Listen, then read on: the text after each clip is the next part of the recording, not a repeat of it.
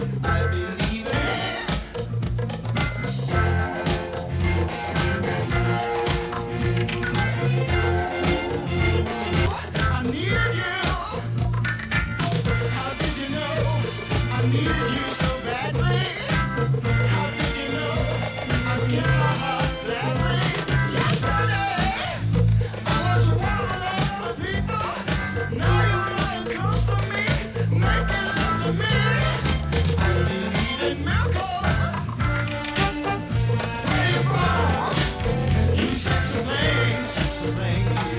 I believe in miracles. Since you came along, you sense a thing.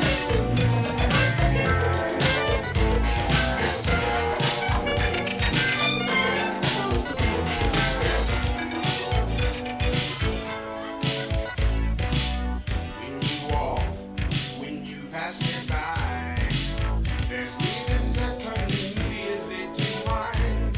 One is I'd like to have you. Two is I love your face. Third one is irrelevant, 'cause there's no time or place. Attack me with your love. Attack me with your love, baby. Attack me with your love. Attack me with your love. Bushwhack me with your love, baby. And I'll do all the things. Attack me with your love. Attack me with your love, baby. When my time in, whoopum kumboti. When my time in, whoopum kumboti. When my time in, whoopum kumboti. When my time in, whoopum kumboti.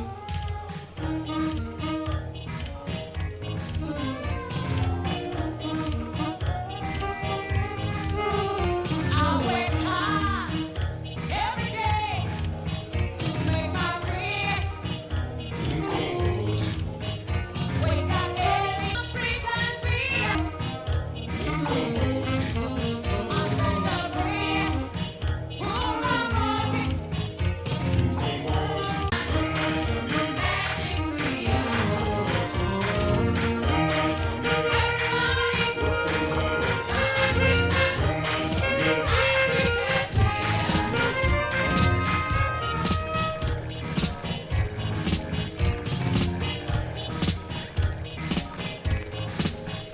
I work hard to make them happy.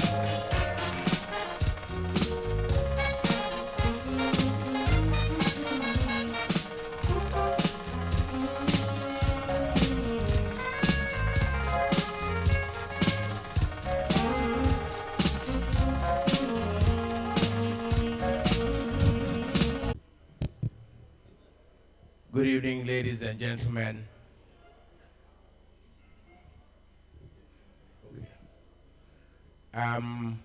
Apologies that we're starting about 10 minutes late, but we'll get this event underway immediately. We know why we're all here. We know what the ideals of the Petroleum Club and how it represents both in terms of importance in terms of the national economy, and as well as the various businesses that are represented here. We're all part of this industry. We all have one interest or the other. We all seek to see to the betterment and efficiency of that industry for our collective benefit. So we'd like to learn a bit more about the industry today, the workings, and of course, the fact that we all have various views about how things should be done and how things can be done better. So this is going to be, this evening, considering who will be addressing us, an opportunity for us to all learn about what the industry portends in the next couple of months and years, and how the industry has fared and how the industry is faring in terms of its regulation and administration. So on that note, I welcome everybody, and particularly the former chairman of the club who are seated here, the members of the advisory board, the members of the Board of Governors, our special guests, you're all very welcome. On this note, I would like to welcome the chairman of the Petroleum Club Lagos, Nigeria, Mr. Austin Aburu, to give a welcome address. Can we give him a round of applause, please?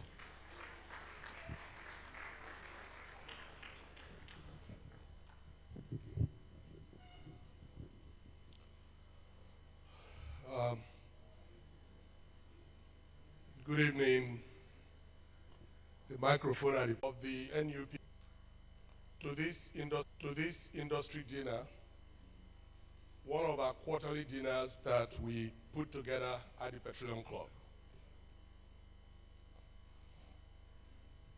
Our industry, as you would imagine, is in a major crisis today. We read a few days ago that we are at a 5-month peak production of 1.25 million barrels a day. The last time we did 1.25 million barrels a day, I recall, was during the Abacha regime in 1993 to 1998. So we're about 1 million barrels per day lower than our OPEC quota today.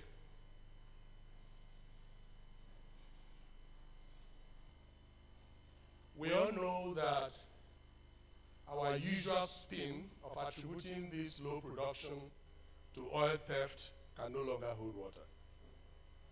For the past 2 years, we have chosen to blame what is a much more fun belief so, but those of you who are seated here know that nobody is stealing 1 million barrels of oil per day in Nigeria today.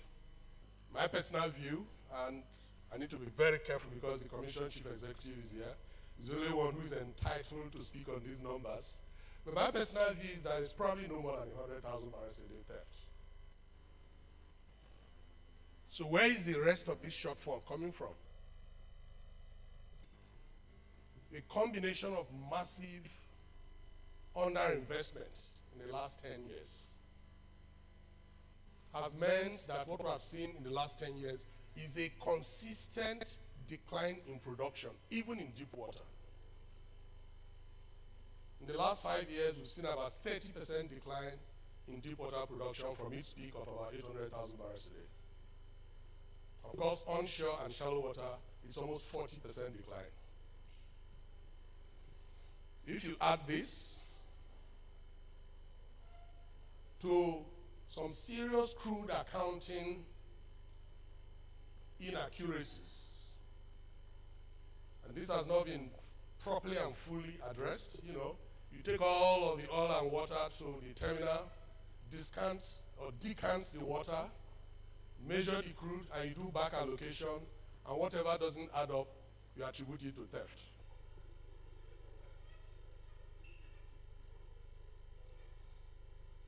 So in my view, a combination of this decline in production arising from underinvestment over a 10-year period, plus these measurement inaccuracies, account for the bulk of this 600,000 to 1 million barrels per day shortfall.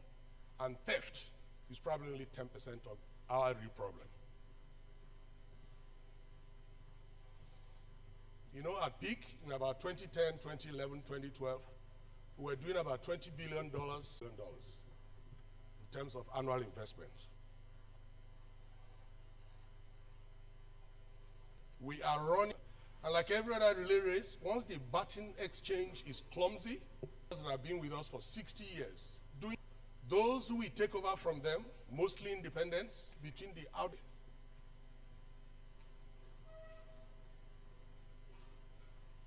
In some cases, just the sheer exercise and approvals can take 3 to 4 years.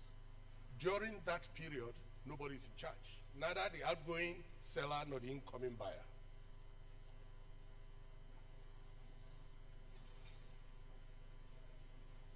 Even in the midstream, we're undergoing major transition. This time is more positive. As a country, we are going from near zero refining capacity to probably 1.2 million barrel refining capacity by the end of next year. That's also a transition that has to be managed properly. We're already seeing issues of crude allocations and crude sales into these refineries. We're seeing issues of what currencies do we use for this business now that we're domesticating the refining business. Even in our gas business, we are transiting from Tonyata and only LNG into substantial domestic supply and consumption of gas. So it's all transition. all of these transitions need to be efficiently managed. And that's the only way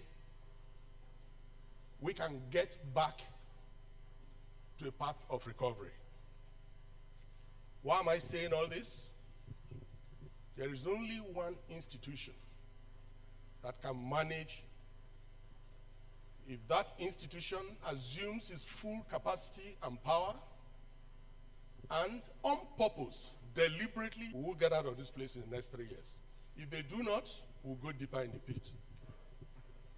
So you can imagine how lucky we are that the chief executive of this institution, on whose shoulders the responsibility to pull back the industry rests, is here with us this evening and will speak to us. And you have a chance to ask questions. You stop him from leaving too early and interact with him. You throw more questions, that is, executive commissioners who are here.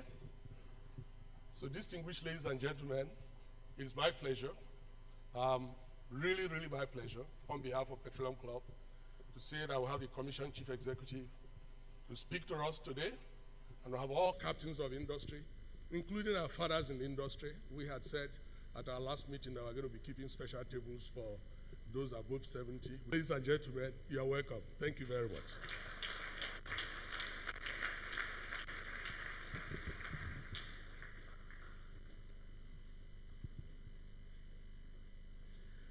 Okay, my notes are up here, but I wanted to follow suit and stay down there like the chairman did. We need to get ready to listen to the regulator himself. And I think that he needs to be introduced especially. And we're going to ask someone to come and do so we can know exactly who we're talking to.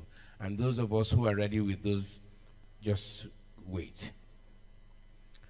To introduce the speaker as guest speaker today is Mr. Wale Ogusoya, the chairman, the CEO of Geotex.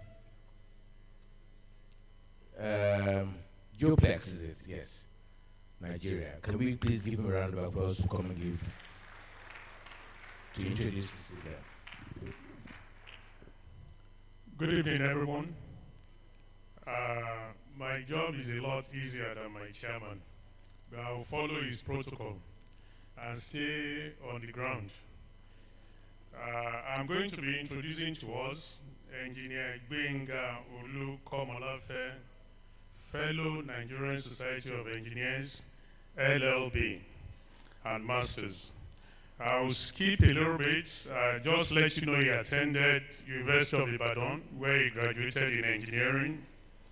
Our speaker today has 2 masters.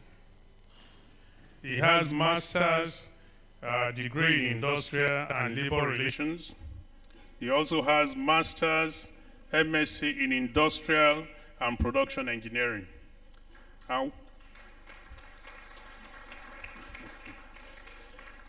And this erudite also went and get LLB from the great University of Benin.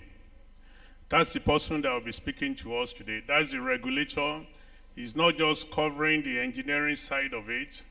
He's also an adept legal scholar to make sure that some of the things my chairman was talking about are properly set up, that we allow this industry to go to where we want to have it.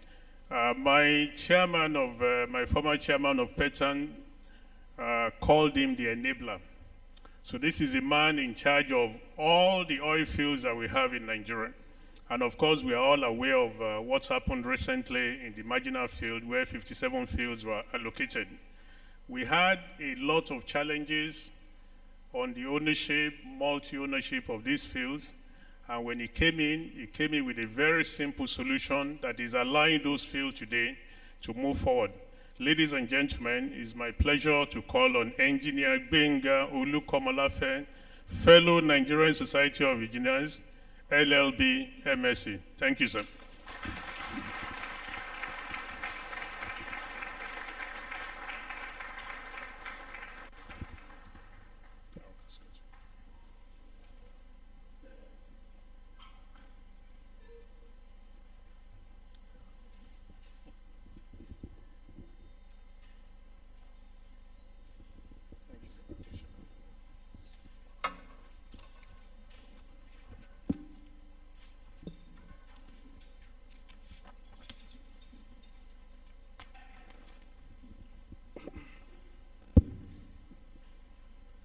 Yeah.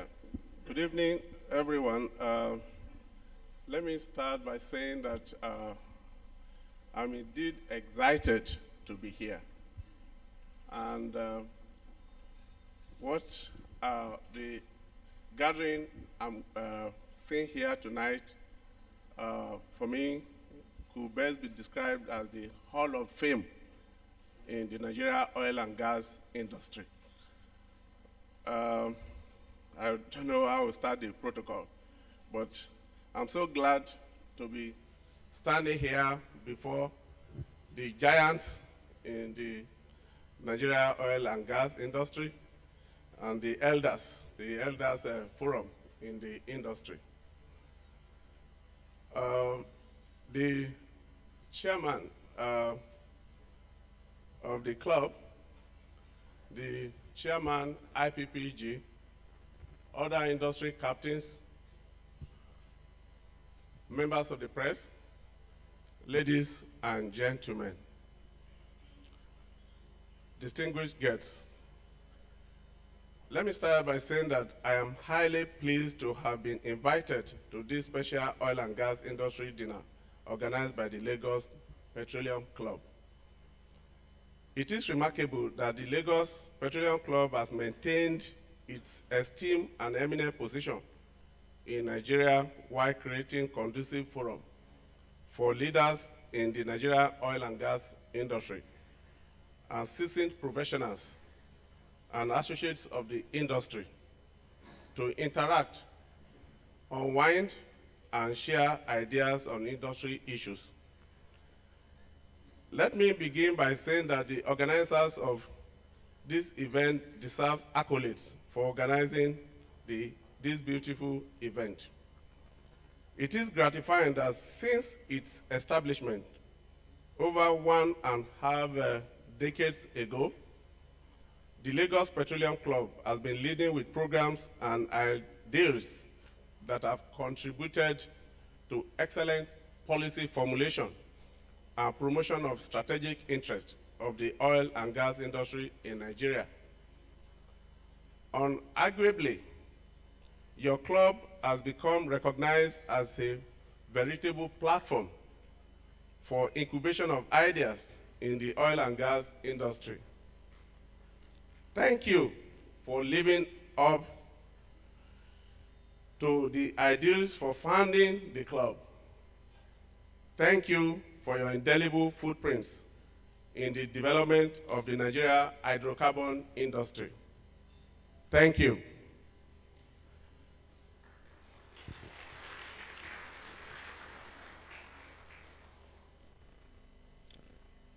Distinguished guests, it is a great privilege for me to share my thoughts on the topic, Nigerian upstream petroleum sector, value optimization, energy transition, and regulatory perspectives within the enlightened and important audience as we have here tonight. In dealing with the topic for discussion, it is crucial to lay a background and touch on some fundamentals. Specifically, Section 6 of the PIA 2021 prescribed a number of statutory functions for the Commission as the upstream technical and commercial regulator. In alignment with these objectives, we are focused to accounting and attaining operational efficiency and effectiveness in the industry operations. In addition, conducive operating environment for investors, positively impact on operating costs and attraction of investment opportunities.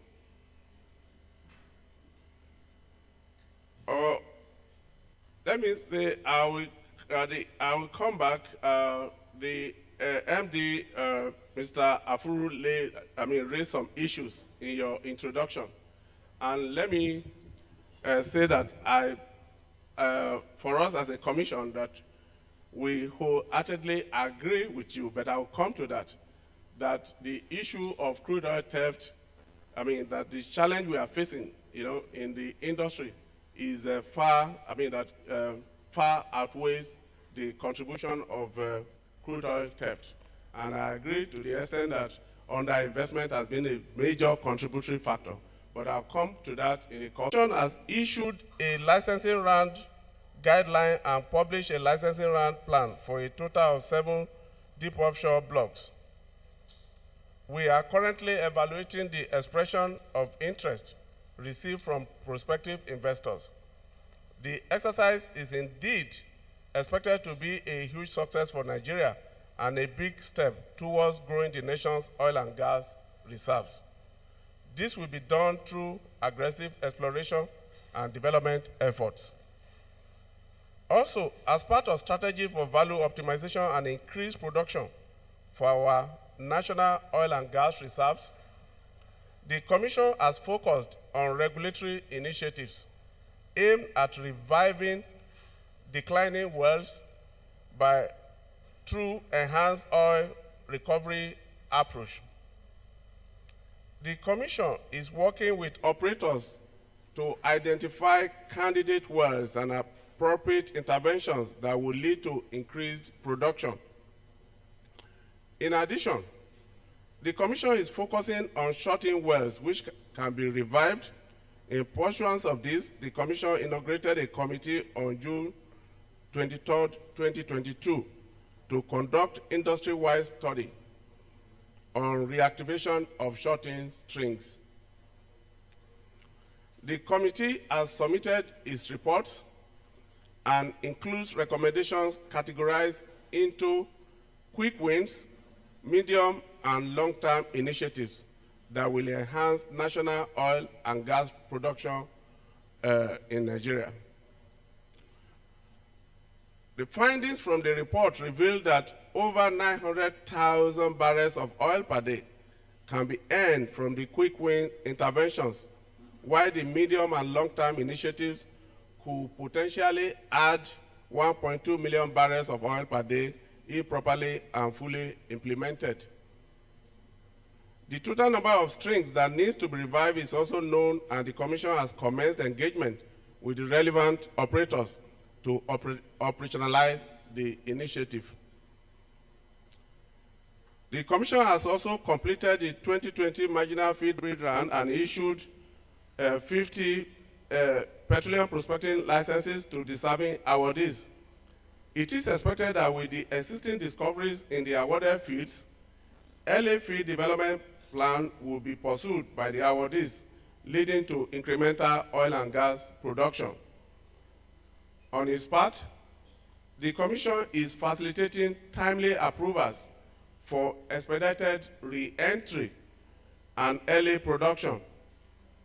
The estimated incremental production from the awarded fields is approximately 60,000 barrels per day and 87 million standard cubic feet of gas per day.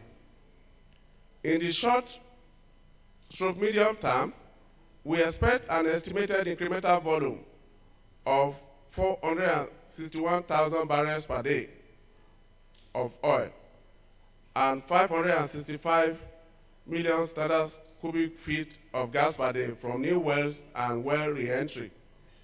In the long term, we expect an estimated incremental volume of 162,000 barrels per day of oil and 868 million standard cubic feet of gas from the field development plans, which have been approved and at various stages of execution. Captains of industry, ladies and gentlemen, One major area of value erosion in the industry is the issue of crude oil theft. Our records indicate that the menace of oil theft has negatively impacted the oil and gas sector for about 2 decades, with attendant huge financial losses to our nation.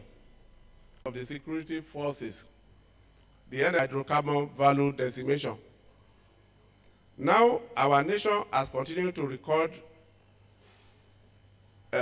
improved volumes as production figures are progressively increasing. The January 2023 volume is approximately 1.5 million barrels per day of oil and condensates. To remove all illegal connections that aid crude oil theft.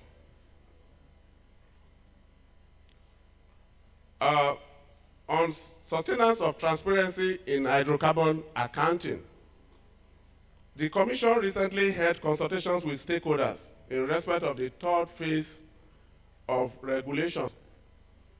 These regulations have been developed to ensure sustainable transparency in hydrocarbon accounting. The Commission has also conducted theft numbers with a view to ascertaining with accuracy the stolen volume of crude oil within the reference period. The report showed that approximately 40% of the volumes credited to crude oil losses are attributable to measurement inaccuracies. Ladies and gentlemen, the Commission is committed to deal with the issue of metering errors by ensuring that original equipment manufacturers are licensed directly as agents of the Commission will be responsible for deployment and maintenance of metering facilities across the Nigeria oil and gas facilities for transparency in hydrocarbon accounting. This reform measure offers a paradigm shift from the trajectory in Nigeria's hydrocarbon measurement since oil was discovered in Oloibiri in 1956. And it aligns with a fundamental principle of justice, that let no one be a judge in his own case. On operational efficiency, in our quest to improve operational efficiency, we have redesigned our operational processes to be more business-like and accountable. Processes have been streamlined and clarified, and staff are encouraged to continually challenge the status quo in line with our philosophy of continuous innovation and improvement.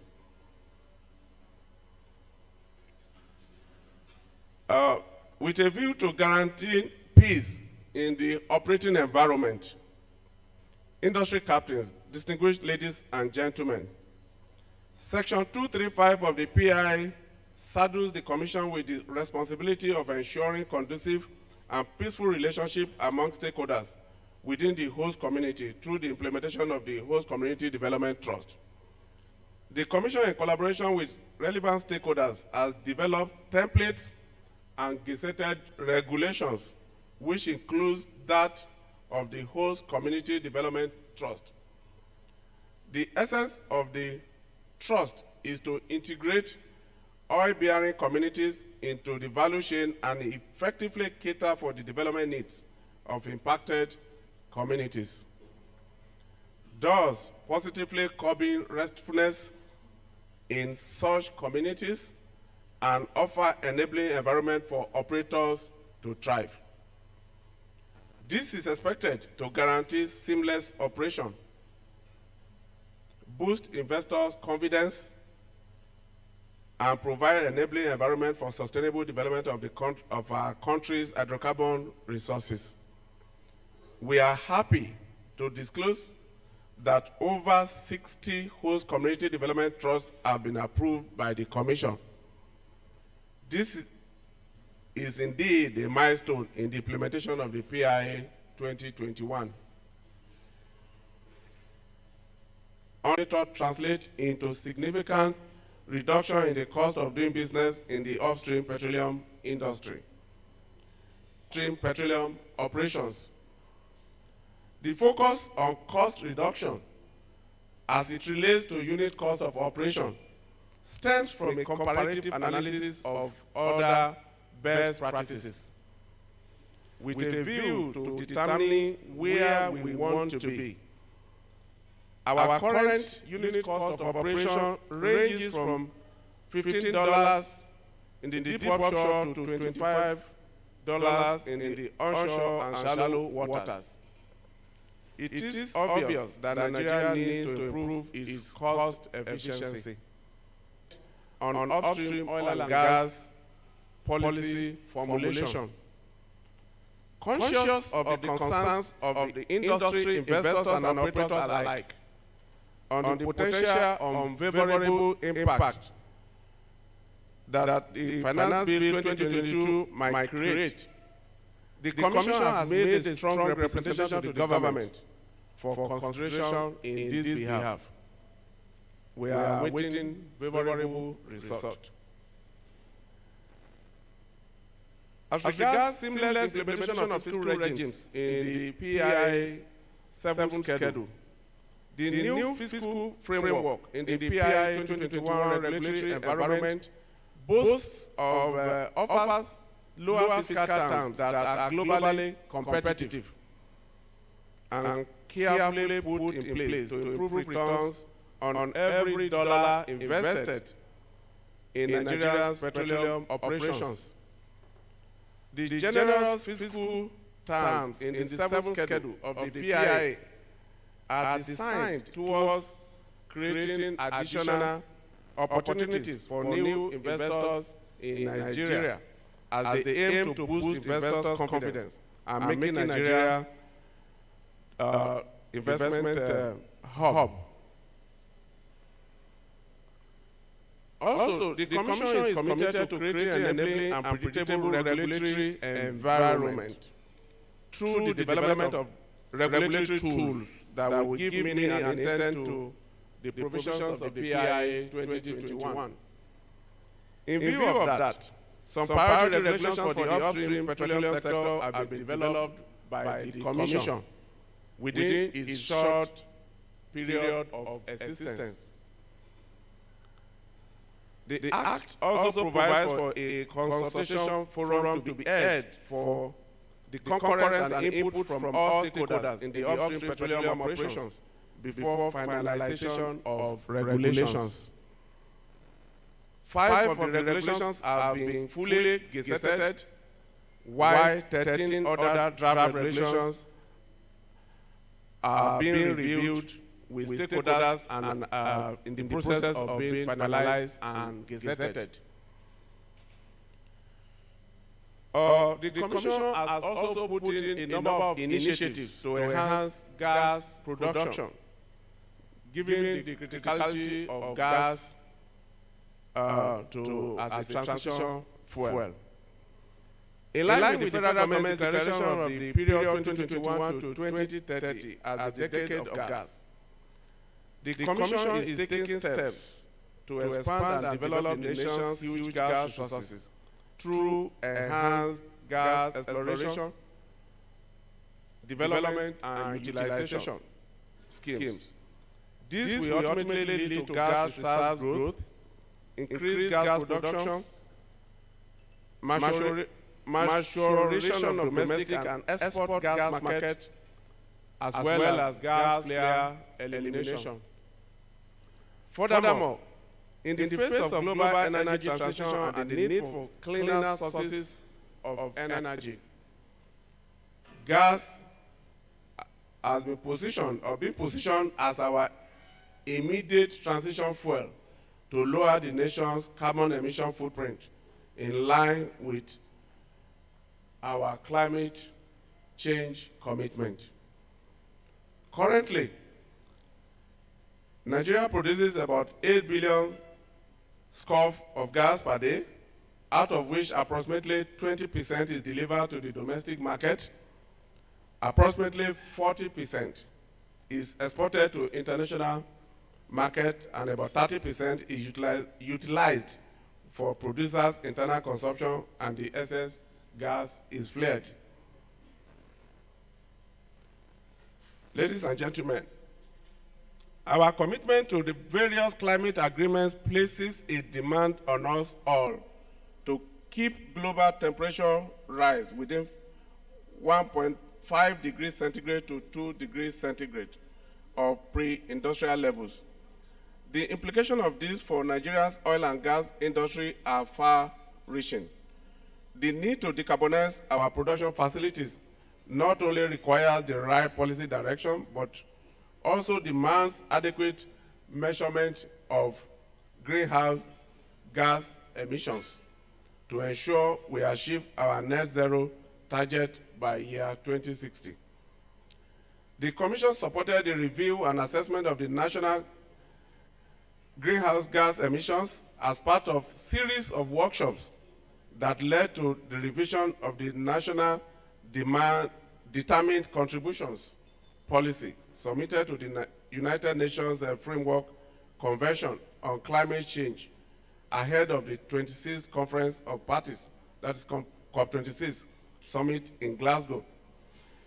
Fugitive methane emission reduction targets from oil and gas was added to Nigeria's nationally determined contributions for the first time based on robust data provided by the UPSTREAM, that's the Commission. The development of guidelines on the management of fugitive methane and greenhouse gas emissions in the upstream sector that will drive emissions reduction and mitigation target of the nationally determined contributions has been approved and is being operationalized. The Commission is currently engaging the International Finance Corporation, the IFC, on opportunities surrounding carbon capture utilization and storage and development of national framework. We look forward to a more collaborative working relationship with the operators in the industry for value optimization. Such collaborative aspirations would include unlocking the huge potentials we have as a nation in the deep play prospects, frontier basin, and the deep offshore environments. We will also be leveraging on technology to achieve our mandates by ensuring all our processes become fully automated. Gentlemen, as I try to conclude this presentation, let me express our commitment towards collaboration and engagement with stakeholders on effective and from our regulatory periscope. The year 2023 holds promise to be eventful, and the Commission counts on your support, all to deliver on the potentials of our oil and gas sector. Thank you very much for listening.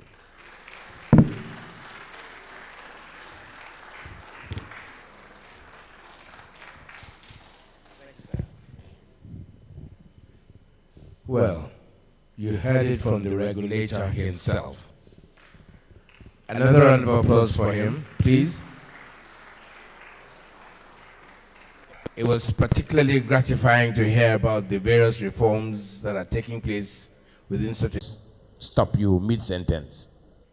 Go first. I want to go first. I happen to chair the policy committee of the Petroleum Club. I just want to know how come, what is taking actually to reduce it so quickly?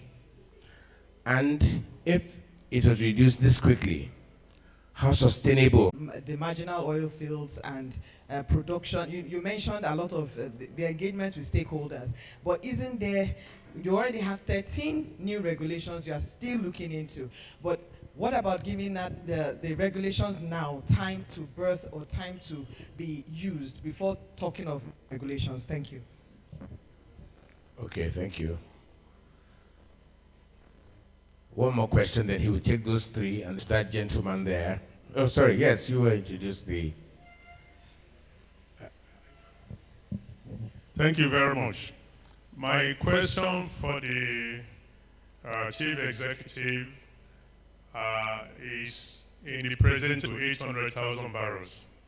The question therefore is, how much compelling will AUPRC placed on the operators, setting them targets to make sure that these low-hanging fruits, we can quickly get onto it.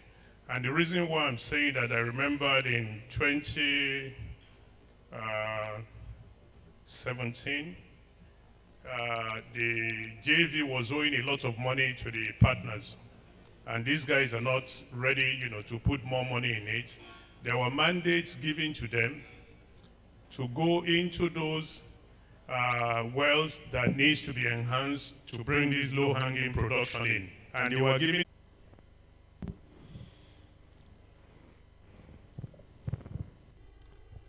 Okay. In the first round of the questions raised, I think we have 3 questions enough, so I don't know it all, but I will try. That is how quick. That is crude oil theft. In the course of the presentation, I think we indicated that the over 1.5 decades historically started with refined products. At that time, maybe in the 80s, the incidence of crude oil theft was on areas like System 2B, the Atlas Cove, Arepo, Axis, that is, carrying refined products. I think that is criminals. They became the industry. Revenue, automation, that is the digitization, that will really help. In this respect, so I'm talking about regulation out of our whims and caprices. So, okay, thank you. So, that the regulations that we are making, first and foremost, is in compliance with the provisions of the PIA that we all, as industry, yearn for over 1.5 decades. So they are not that we are just making them just because we like to make them. So I need to indicate that. But however, we still need those regulations to ensure, like we often say, predictable environment. We need sanity. I listened to the MD, Mr. Afro, in his introductory speech, that the head of the industry lies much on the activities of the, that is the regulator. That's the fate of the industry. And part of, to my mind, what he was saying has to equally do with how effectively we regulate the industry. So, and for us to effectively regulate the industry, we need the tools of regulation. And these are the regulations we're talking about. So, in fact, of course, we understand that the Commission is young in the eyes of the law. In the last 1 year thereabout that we assumed duty, one of the things we are very proud about is that, which we were intentional about on our assumption, is that we quickly need to create all these regulations because we have promised the nation predictable environment. That is when we talk about that we want sanity in the industry, we want transparency. We want a situation whereby the operators can understand, they can predict what the regulator will do. So we have moved away from the era of opaqueness, let me put it that way, to era of transparency. An era whereby, in fact, as a matter of fact, part of what we are doing differently that you'll find out is that we try to ensure that all these regulations are in our portal. So as long as people can access the portal and read the regulations, that will help in their planning, because already you know that this, and that is one of the things we have tried to demonstrate strong will about, that when this is the regulation, we just try to stay by it. So that one is clearer than regulating in an arbitrary manner. So for one thing, the Commission offers you predictability and clarity in the approach to regulation. So we are very conscious, and of course, bearing in mind that the regulation passes through process of regulation. And again, we make sure that we fulfill those prescriptions of the law, that the regulation as part and processes, you understand, a quasi-legislative act. Our regulations passes through proper procedure like legislative making. So once we pass the regulation and you have access to it, then the job of the regulator is easy. Compliance becomes voluntary. It becomes very easy. So you need those regulations like when you have structures for building a house in civil engineering. So we first of all need to put those structures in place. So that is what the regulations are for. So it is better that we have them rather than not having the necessary regulations for all the aspects that are needed in the industry. And the last question is, relating to the shut-in wells and the initiatives that we put in place to for re-entry, that is reviving the declining wells. Yes, we are really very conscious of this. And again, that is where, like I said, we align with the position of that's the introductory speech of Mr. Avuro, that underinvestment is a major issue, that has affected the industry. So as a regulator, we are very conscious of that. And drawing from our commercial, we have said that we're a business enabler, so we are not just a police regulator. We are a business enabler, and I will say we are both commercial and technical regulator. So part of what we're trying to do differently on our own, we are trying to see how we cut financing institutions. We're trying to create, in the coming months, you're going to see us creating forums, you understand, where we try to have interface, promote, facilitate the law. The best thing a regulator can do, because the regulator is an interface between the industry, manner that even initiatives. Attach the word. Hello, is this working? Yeah, okay. Very happy to hear about what you want to do about transparency and certainty. Hello.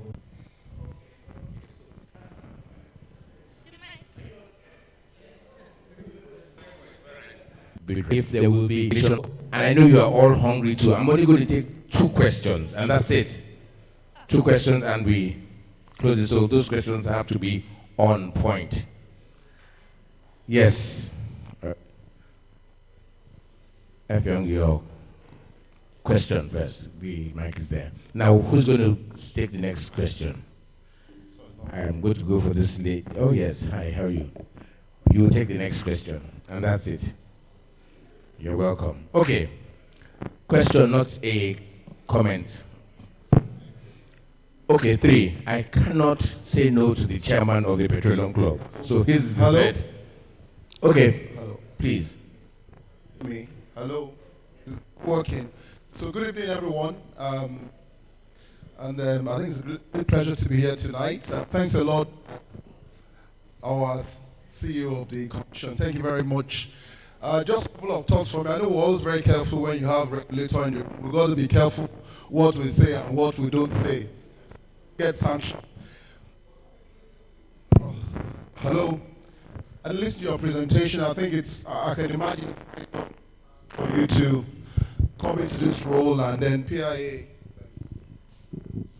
So I didn't introduce myself. Sorry, my name is Effiong Okona. I work for Seplat Energy PLC. So I say thank you very much for the presentation, and just a few reflections. If I listen to what Austin mentioned as the opening session, I think for me it sounds like a burning, as if on a burning platform situation, right? For a country that was in over 2 million barrels per day. I remember when I started my career in Shell, 92 had 40 rigs working, and Shell alone was in about 1 million barrels. And what's going through my mind as I reflect on your presentation is there's just too many headwinds, right? So you have ESG, you have climate change, you have, honestly, Nigeria is not really an attractive destination for investors again. The biggest issue has been investment, whether I would like it or not. And then you have oil being discovered almost everywhere in the world. The entire Africa, if you look at Namibia, South Africa, there's so much discovery happening. So as I reflect on your presentation and also the precarious situation we're in today in terms of our economy, there's lack of FX, production is declining, even gas is impacted. Last year, I understand LNG lost half of its cargo. So we're in a very terrible, horrible situation, right? My colleague on this table did New Energy, quickly, the Bonga or the Gina. These are the kind of investment we're looking at to get Nigeria up to 404 million barrels per day, not re-entry. I'm going to throw my voice. You can use Regulatory part of midstream business in Nigeria. We know that there is a midstream regulator that is meant to regulate that sector. How much of the upstream regulator's portfolio has actually been transitioned to the midstream? In other words, how do new entrants really go about getting licenses? Because it appears that there's still some gray area as to who operators should be actually meeting when it comes to midstream. Thank you.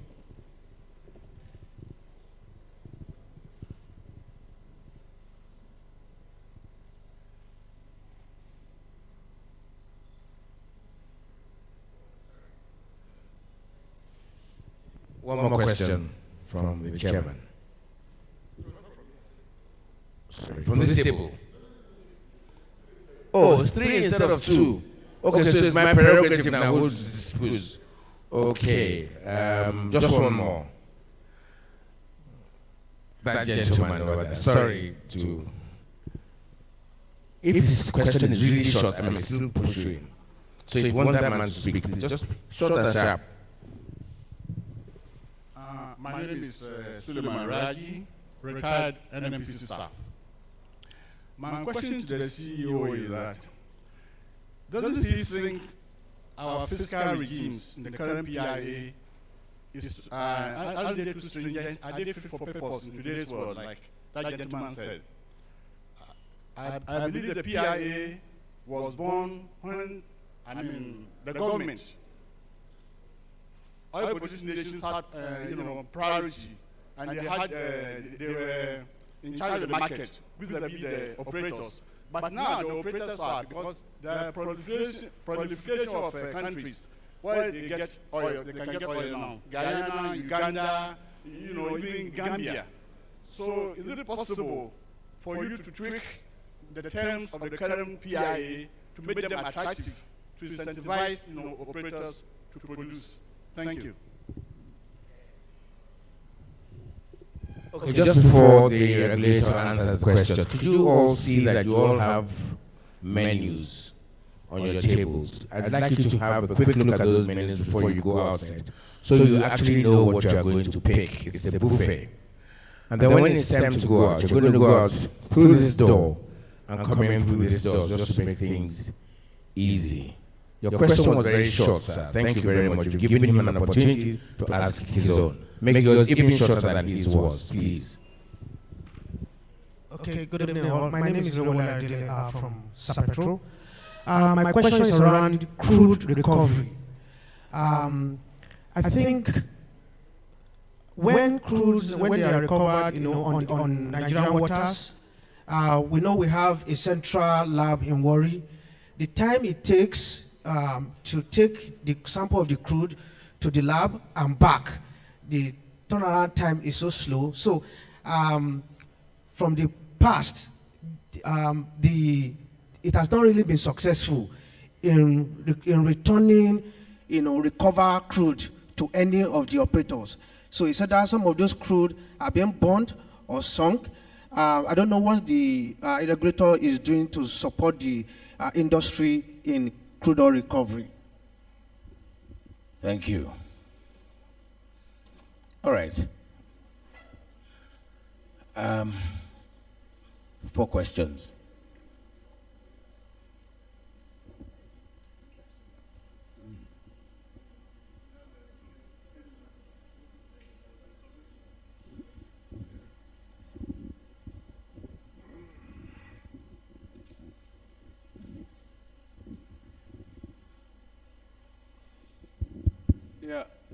thank you very much for the beautiful interventions that we've had from the floor in this second round of the questions session.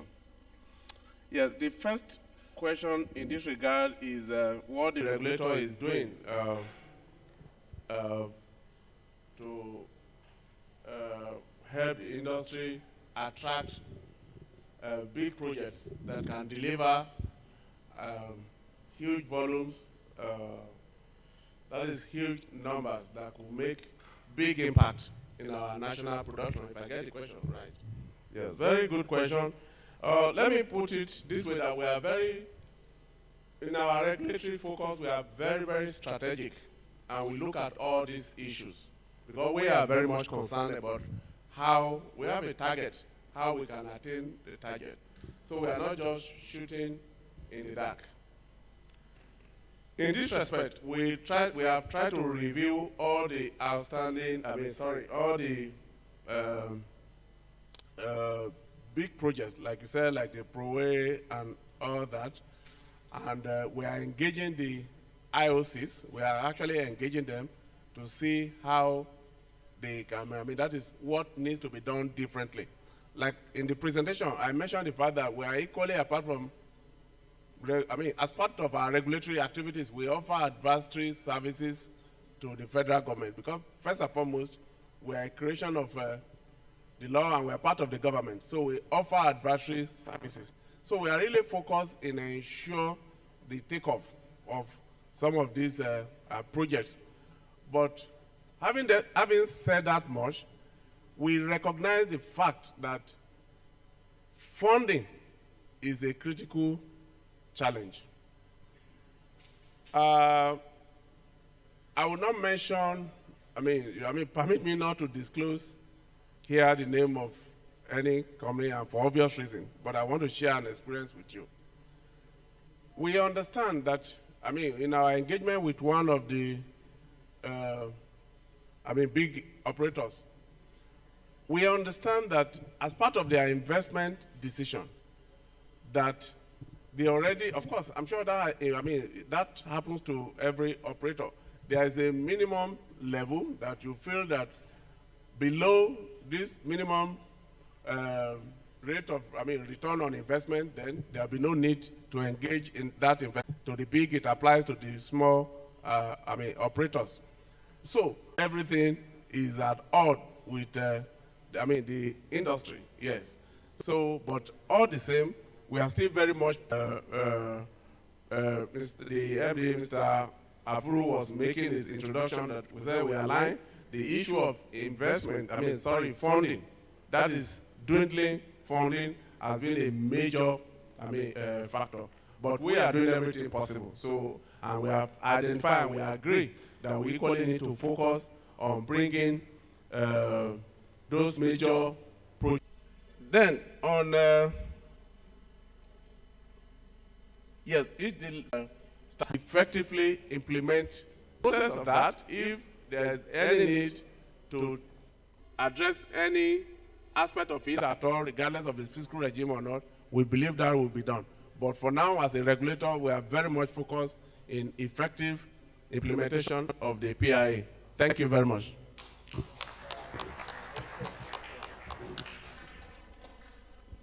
Thank you. That ends the question and answer session. Thank you, Mr. Regulator. We have no doubt that you have your hand exactly on the wheel, and things are definitely much better coordinated than they used to be. So we wish you all the best, and we are grateful for this encouraging words from you and the comfort you've given us. A round of applause to him, please. Okay, it's time to eat, and we're going to have the elders. It's buffet. Can we have the elders on this, past chairman, advisors, founding members of the club? Can we please have this table move first, and then everybody in the first row here would move first, and then you go out that door on the right, and then come back in through this door.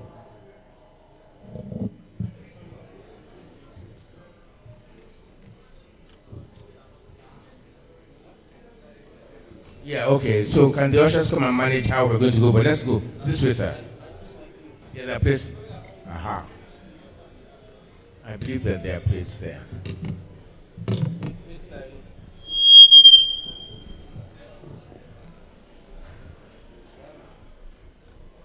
Yeah, then I'm going to tell them. Yeah.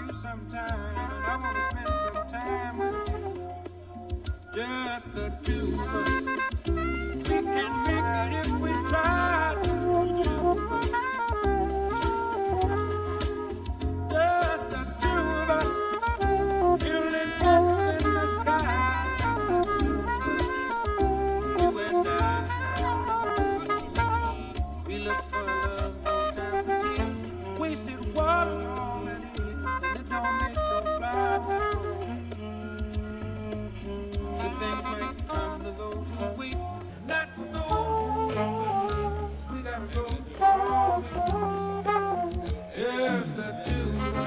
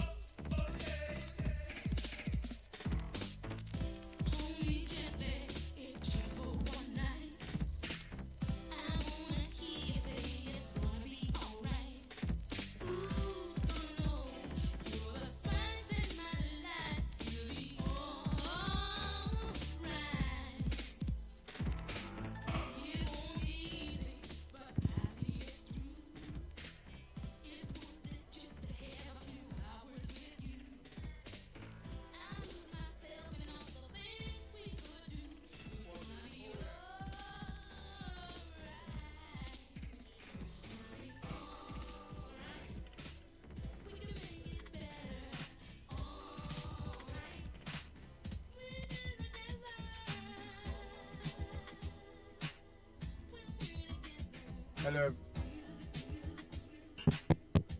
Hello, everybody. Hello, hello, hello. Hello, everybody. Good evening, ladies and gentlemen. I hope you have enjoyed your dinner. Hello. Okay, we need to begin to round up. And we have a couple of, just before I say anything, I'm coming, please.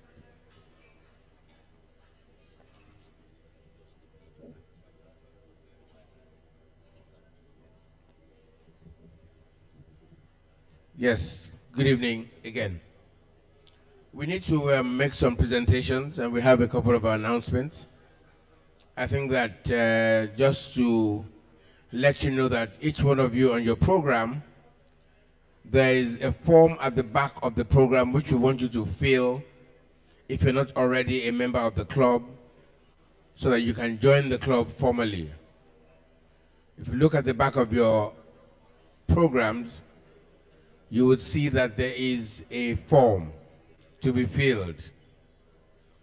Please fill it and hand it over to Fadilat, who is over there, waving her hand. Please give it to her. So I'd like to call on a distinguished gentleman who is here with us to make some presentations of, to show appreciation for two categories of people. We want to appreciate our speaker, the regulator, who has given an exhaustive and comprehensive presentation.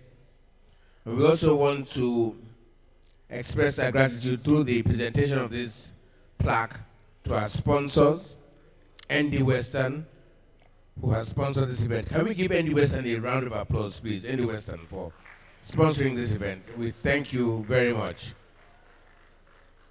So I'd like to call on Dr.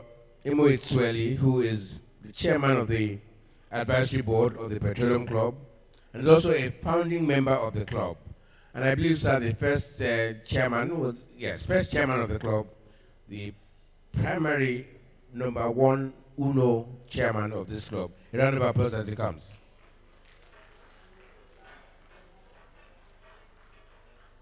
Thank you, sir. And the first plaque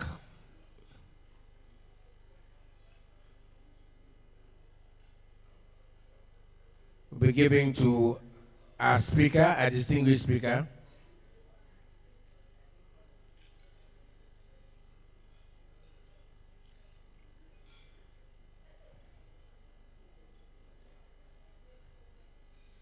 Are the plaques ready?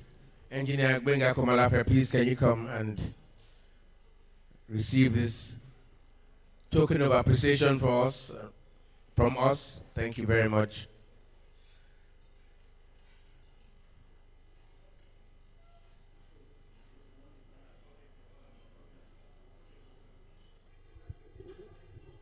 So, on behalf of the Petroleum Club, we give this to you, appreciation.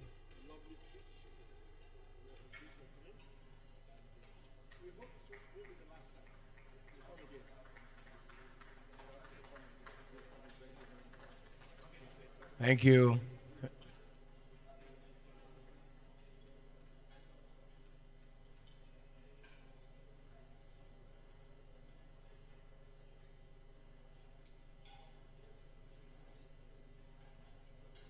Thank you. There's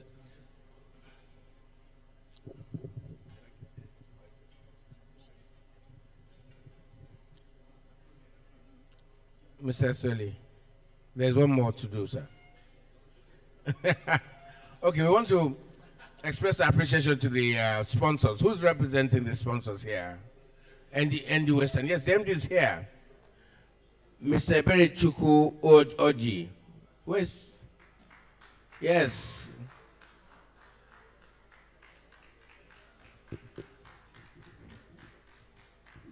Thank you very much for sponsoring this event.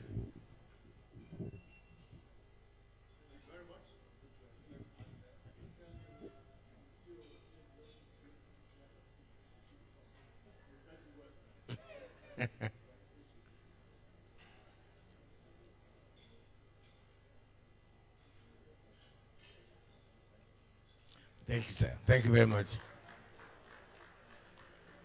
So this brings us to the end of this event. We want to thank everybody for coming, for sparing the time, for taking the time to spend so much with us. As you can see, we are all leaving here enlightened. And this, what we have done, this dinner and this event, hosted by the Petroleum Club, is a quarterly event. And we expect to have at least 3 other ones during the course of the year. And we would like all of you to attend, and all of you to tell other people about the benefits of this club, recounting your experience of this evening. It's not every day that you have the opportunity to have the regulator of the petroleum industry just here with us, speaking to us. I don't know how many of you went to go and ask him questions, but he has been here with us and spent so much time here with us. We're going to have other speakers like that, and so please, we'd like you to continue to remain interested in what we do and tell people about this club. Thank you. I think I'm going to throw one obligation back to the chairman of the club, Mr. Austin Aburu, just to say thank you. Well, that's the easy part. Just say thank you. But really, let me start by thanking Barrister Gbenga Komalafe. No, I'm taking the name. We call him engineer. So this time, let me call him Barrister Gbenga Komalafe. Or for that matter, comrade, actually. Comrade Gbenga Komalafe. accepting to be with us this evening. You can see it's been a very exciting evening. Thank you very much for honoring us with your presence. Next to all our elders, leaders, and captains of industry who have been here this evening with us. And then to the rest of my colleagues, everybody in the industry, the press, including those providing us light music in the background. Let me just say thank you very, very much. It's been a pleasure being with you this evening, and we look forward to hosting you again in our next quarterly dinner. Thank you all very much. Thank you, Mr. Chairman. So please don't go, just don't rush off. There's still food and drinks and music for a while. Please just don't, we're not driving you away, please. Enjoy the rest of the evening. God bless you.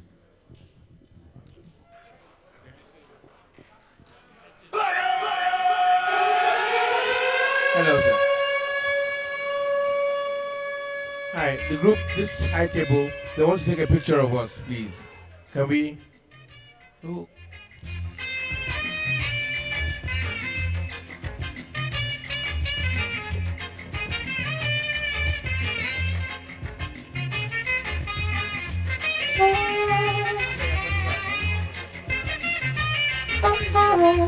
All right, can we have members of this high table, please?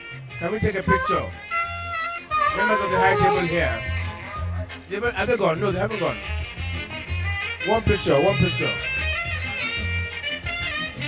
Dr. Hietu. One picture. One picture. Picture. It wouldn't be complete without you. Please come.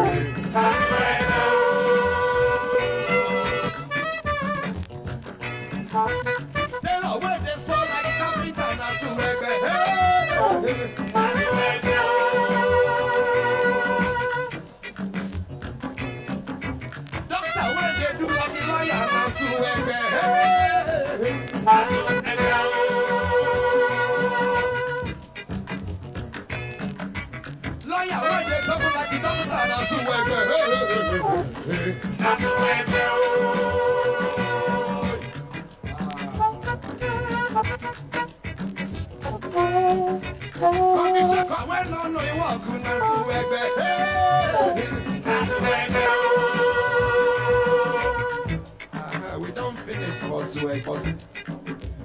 Now, for Baku.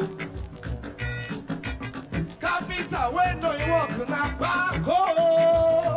Na Baku. Tell when they so like they like na Baku. Na Baku. Lawyer when they talk like a lawyer na Baku. Na Baku.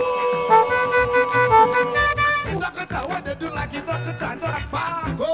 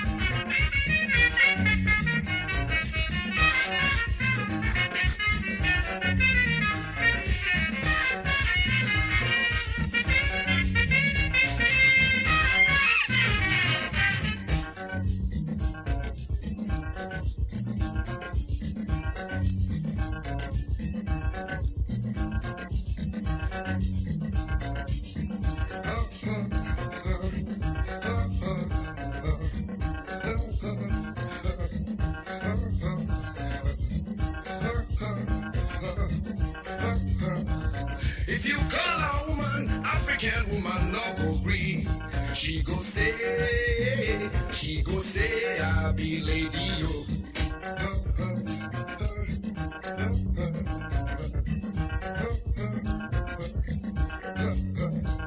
If you call a woman, African woman no go gree. She go say, I be lady yo.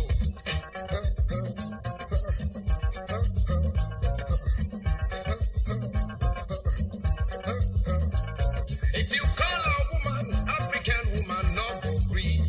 She go say, I be lady yo. She go say, I be lady. She go say, I be lady yo. She go say, I no be woman. She go say, I be lady yo. She go say, my cat woman na woman. She go say, I be lady yo. She go say, my cat woman na woman. She go say, I be lady yo. She go say, my cat woman na woman. She go say, I be lady yo. She go say, I be lady. She go say, I be lady yo. She go say, I be lady. She go say, I be lady yo. She go say, I be lady. She go say, I be lady yo.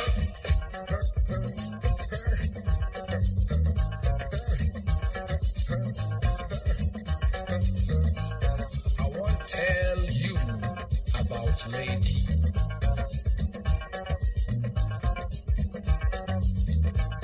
I want to tell you about lady.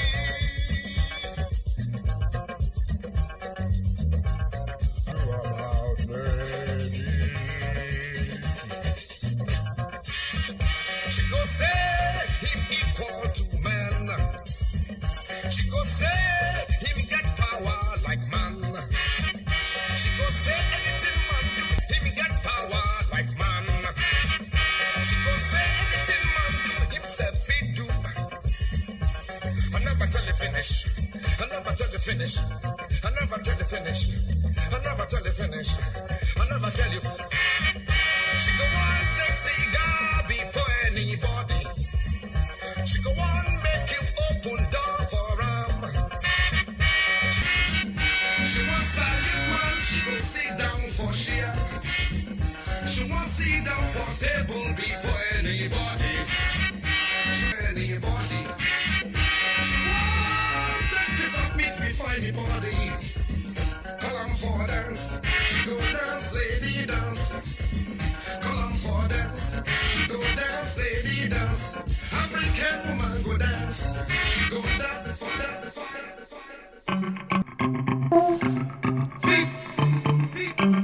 Low-key, all of them want me notice. I'm not joking, all of that them know me. Since all since I be writing my story. So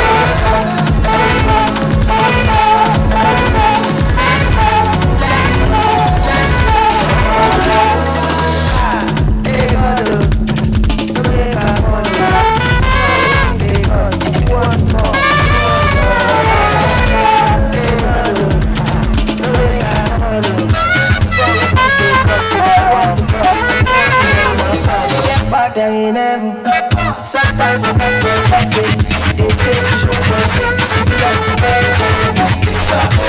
Judge you for club, get you for club, like you for club. Make them